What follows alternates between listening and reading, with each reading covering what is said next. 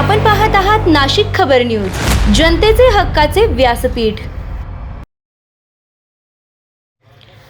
नाशिक येथे होणाऱ्या आगामी कुंभमेळ्याच्या पार्श्वभूमीवर त्र्यंबकेश्वर जवळील पुरातन चक्रतीर्थ चाकोरे एबेझे क्षेत्राच्या विकासासाठी महाराष्ट्र शासनानं पहिल्या टप्प्यात 22 कोटींचा निधी मंजूर केला। या निर्णयामुळे परिसरातील धार्मिक आणि पर्यटन विकासाला मोठी चालना मिळणार असल्याची भावना स्थानिक नागरिक व भाविकांकडून व्यक्त होतीये। पुनर्स्थापनाचं जनक राष्ट्रसंत अनंत विभूषित श्री श्री 1008 महामंडलेश्वर स्वामी सोमेश्वरानंद सरस्वतीजी महाराज पंचायती आखाडा श्री निरंजनी तसेच भाजपाच्या आध्यात्मिक समन्वय आघाडीचे जिल्हाध्यक्ष महंत सिद्धेश्वरानंद सरस्वती यांच्या प्रेरणेनं चक्रतीर्थ क्षेत्राच्या विकासाचा संकल्प करण्यात आला होता।